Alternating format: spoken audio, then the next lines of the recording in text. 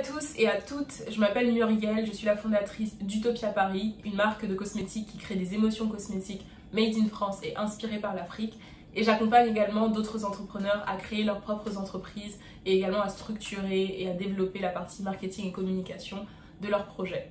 Je suis super fatiguée mais super contente de vous retrouver dans cette série de vidéos dans laquelle je vous partage vraiment les étapes par lesquelles je suis passée de A à Z pour créer mon entreprise, tout simplement pour vous aider à créer la vôtre également. J'essaye de faire que ces vidéos soient accessibles à tout le monde, donc le but c'est qu'elles soient courtes et qu'elles résument vraiment l'idée. On va pas rentrer dans tous les détails, mais au moins vous aurez une vue d'ensemble sur ce dont vous avez besoin pour créer votre entreprise. Si vous avez besoin d'un accompagnement ou de structurer votre projet de manière plus approfondie, n'hésitez pas à me contacter sur mon site internet murieltiegang.com et on verra comment on peut travailler ensemble. Donc, la dernière fois, on a vu comment trouver une bonne idée, quelles sont les caractéristiques d'une bonne idée. Et en général, c'est vraiment basé sur le fait de avoir une idée qui répond à un problème. Ensuite, on a vu comment tester son idée, comment vraiment commencer à voir si c'est une bonne idée.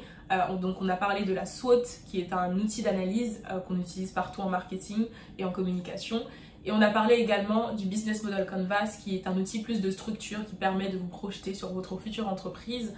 Et aujourd'hui, on va voir l'étude de marché, qui est vraiment une étape clé qui va vous permettre de voir quelles sont les caractéristiques de votre marché, quelles sont les caractéristiques également de votre clientèle cible et qui va vous permettre vraiment de définir et un peu plus d'affiner votre projet. L'étude de marché va vous permettre de structurer et de définir votre projet de manière beaucoup plus objective parce que le but c'est de trouver un maximum de données, un maximum de chiffres, un maximum d'informations sur votre marché, votre cible et sur tout ce dont vous avez besoin pour pouvoir ensuite former votre projet de manière beaucoup plus précise. Donc je vais vous partager un petit peu la petite structure que j'ai construite pour l'étude de marché. Bien sûr, l'étude de marché est beaucoup plus lourde, mais j'ai envie de vous partager un petit peu les 4 points principaux. Je fais 3 en disant 4.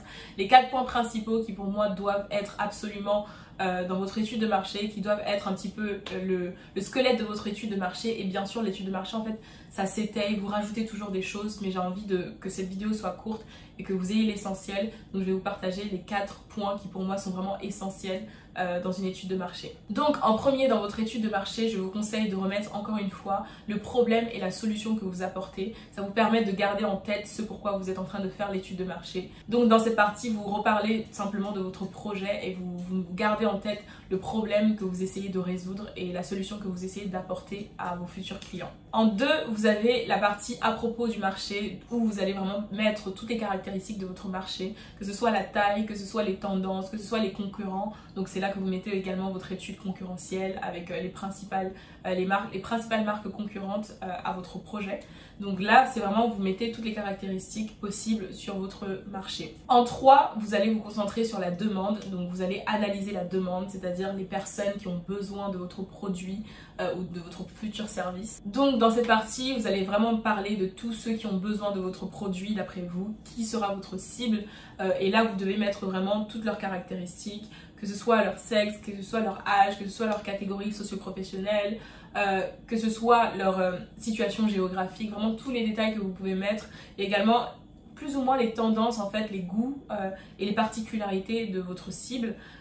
Également, là, vous pouvez inclure tout ce qui est études quantitatives, études qualitatives pour interroger, dans lesquelles vous interrogez directement vos futurs clients sur leurs besoins, sur leurs envies, sur leurs préférences. Donc là, dans cette partie-là, vous mettez tout sur vos futurs clients, votre future cible. Donc c'est la partie demande. Enfin, vous avez la partie offre où vous allez simplement reparler de votre offre de manière beaucoup plus détaillée en vous appuyant sur les chiffres que vous avez eu grâce à l'analyse de la demande, grâce à l'analyse du marché, grâce à l'analyse du problème et de la solution que vous allez apporter. Donc là vraiment c'est juste remettre en forme votre offre et la préciser.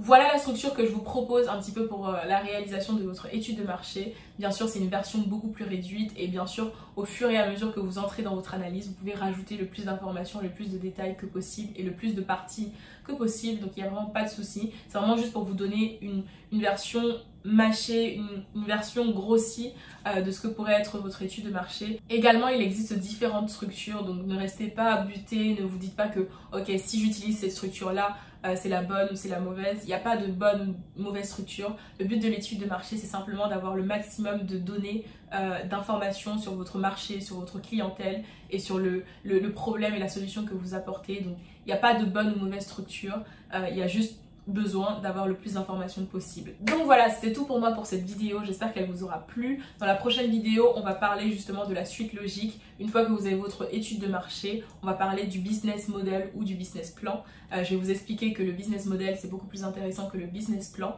et qu'au final, votre étude de marché, vous allez l'inclure dans votre business model qui va apporter une structure beaucoup plus précise et beaucoup plus concrète à votre projet. N'hésitez pas à liker, à vous abonner pour suivre les prochaines vidéos que je vais publier et également à partager ces vidéos si vous avez des entrepreneurs autour de vous qui potentiellement en auraient besoin. Je vous dis à très bientôt dans une prochaine vidéo. Bye!